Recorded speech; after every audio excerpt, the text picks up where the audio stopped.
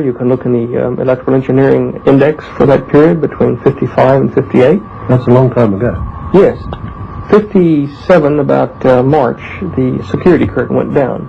And there were, at that time, over 100 published universities and organizations, including the Gravity Research Foundation, which is still operational in Gravity Village in the United States. There were over 100 of these things operating to develop gravity, the control of it as a power source and communication and locomotion, etc.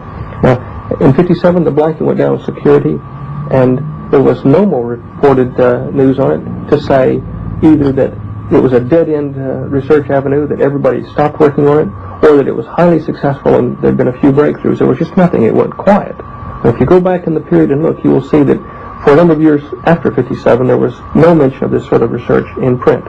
Behind the scenes, there was a lot of discussion, and even Walt Disney's, MGM Studios made the movie The Forbidden Planet, revealing at that time a lot, as though it were fiction, of the technology and why it had to be covered up. And I think Walter Pidgeon starred in that, and he did a good job.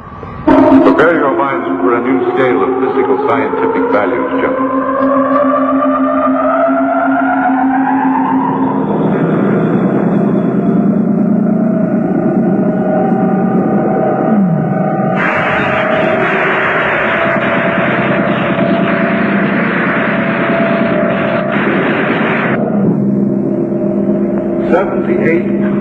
Levels.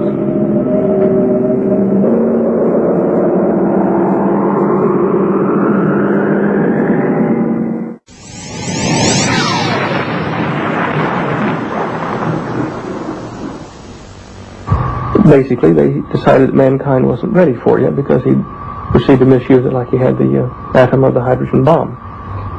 Now, recent evidence is very hard to get. However, in this country, a little leak occurred over here with William H. Martin in the Nation Review. May of 1973 or 4, I believe. I can't remember now. He published an article on Pine Gap and how Nixon had intended to use it in 1975 to solve the energy crisis by announcing a new method of electromagnetic propulsion, which would be based from the Pine Gap facility. So now, from my knowledge of the technology, what small knowledge I do have from my little viewpoint, Pine Gap has all of the inherent descriptions necessary for a high voltage, low frequency power broadcast station to broadcast electricity to various receivers like cars and submarines and aircraft that are tuned to that power station. It's just a more efficient version of the Exmouth facility here at the Northwest Cape. So it's right here on our doorstep, is it? Oh, yes. The big question you have to ask yourself, Guy, is why would such a thing be kept secret? I mean, people at the levels that are covering it up, I know some of them personally, and they aren't, in my opinion, villains. They're very sincere humanists. They are trying to solve planet Earth, trying to bring unity their way. You speak of them as though they were collective rather than singular, is that right? Yes.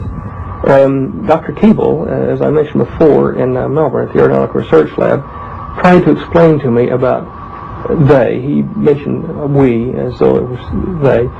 An organization, a group of scientists, academics, industrialists. He couldn't be exact. Now, he never put a name to it, but I said, well, do you mean like a club? And he said, yes, but no.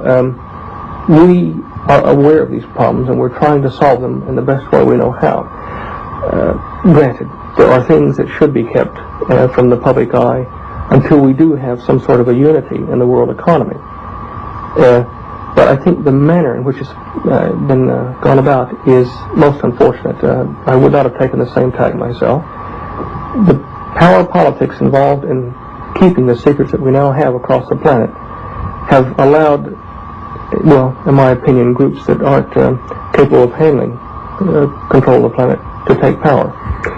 So what basically you're saying, and correct me if I'm wrong, is that we've got a situation where you maintain various countries have perhaps a top-level intelligentsia who are in possession of a common set of facts which transpose country boundaries now, and it's a worldwide sort of thing. In Russia, involved in this would be the Russian physicist who's been in the news recently with the civil rights movements, Dr. Andrei Sakharov.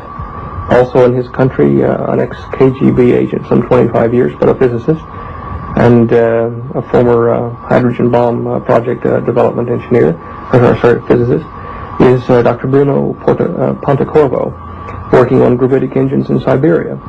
As I told you, in the States, it was Dr. Teller and affiliates there. I don't know all of their names. But these people have all been working together as scientists who go above governments. And look, they're sincere. I can't blame them for doing this. It's just that they have lost control of what they tried to set up. Has that association got a name? I don't think so. When I worked with the FBI, there was a political and financial institution that I was ordered to investigate with many other agents, and it was called the Illuminati, which is a general term meaning the enlightened or the wise ones. The investigation, this led me to the Council on Foreign Relations and to the Club of Rome, which are linked by joint directorships under Carol Wilson. This is again another tale, but you put yourself in the scientist's position in the mid-50s.